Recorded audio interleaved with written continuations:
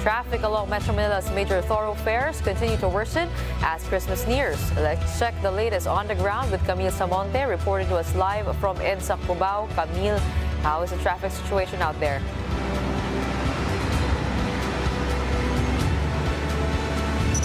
Gretchen, both lanes along EDSA Cubao are now starting to build up due to Christmas rush. The northbound lane is moderate to heavy as more vehicles pass through EDSA. This is because a lot of people are coming to bus terminals here in Cubao to go home to their provinces. The traffic in southbound lane of EDSA Cubao, meanwhile, appears light to moderate. Heavy traffic is still expected until tomorrow due to the influx of last-minute shoppers. Gretchen, the MMDA announced that provincial buses will be allowed to traverse EDSA from December 24 to January 2. This is to allow the provincial buses to accommodate the expected influx of passengers going to the provinces for the holiday season and to ensure the convenience and comfort of the commuters. Gretchen? Well, to add to that, we also have the E-Heads concert tonight, so I'm sure that added to the traffic. Thank you so much for those updates. Camille Samonte reporting to us live from EDSA Cubao. Now let's talk more about the holiday rush with commuters of the Philippines Chairman Julius Dalay, who's joining us live via Zoom. Good evening and welcome to The Big Story. Good evening to everyone. Good evening to most of you. Okay, Julius, taking a look at the traffic woes right now, do you think it's just a matter of, we see this every year, holiday rush. Is it the same or is it extraordinary this year? Based on our observation, basically, it become extraordinary. This is the first Christmas, first holidays that people can really go to places that they want to, not just for going home, but also for leisure. In fact, we could see our bus ports, our airports, our ports, getting congested to and from, including also our attractions like malls. People have started to come to these areas. And you have seen that these areas have become congested, not only during the weekends in a normal day, in a normal season, but we can see that it has become congested almost every day, especially during the nighttime where lights and fireworks can be seen and people basically flock these attractions. But in the meantime, what are you seeing in terms of the options that people have for moving around? Public utilities, for example, do we have enough supply? Unfortunately, supply again is a big problem every year.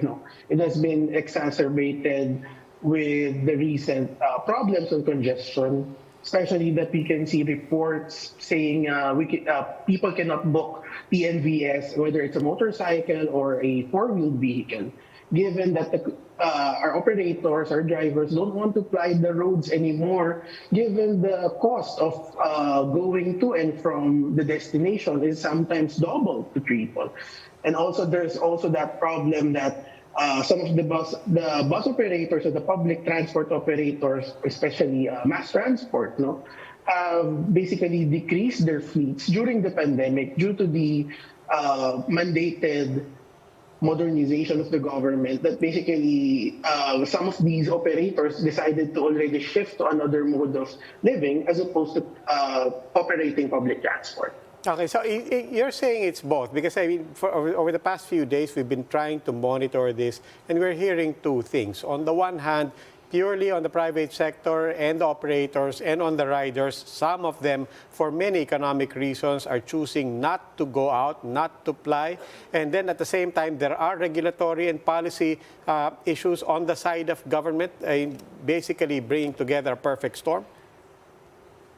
Yes, In fact, some of our operators would always tell us, our friends or operators, would tell us that if there would be a proper system wherein they could increase fares based on what is just, they wouldn't be resorting to illegal means. For example, some motorcycle TNVS would resort to doing habal-habal, or illegal operations, or would not accept your booking not unless you would agree on a certain tip, quote-unquote tip that would add on to the initial fare that was set up with the app.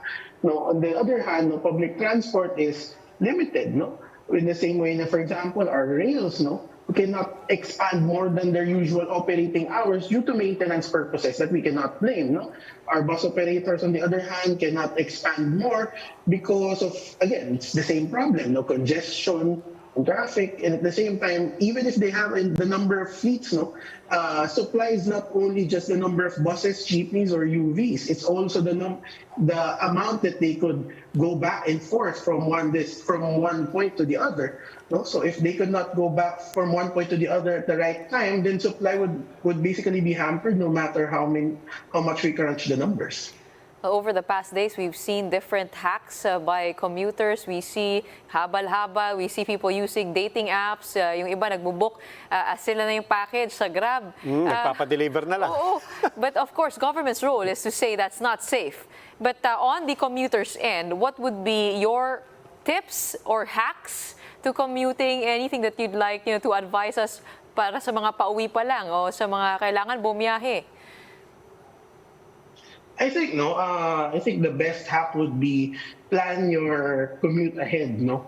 The end of the day, if we don't need to go out, just don't go out, no? If you need to buy something and it could be bought through an app, no? For example, your groceries for Noche Buena or Medianoche, then you could do so. And if you need to go out, plan ahead. If you could basically take a walk or basically take an active mobility for it, then go for it. Otherwise, you need to really plan ahead. Kasi nga, we don't see any immediate solution to this, given that things are already a few days from now, Christmas, and then a week from now is New Year already.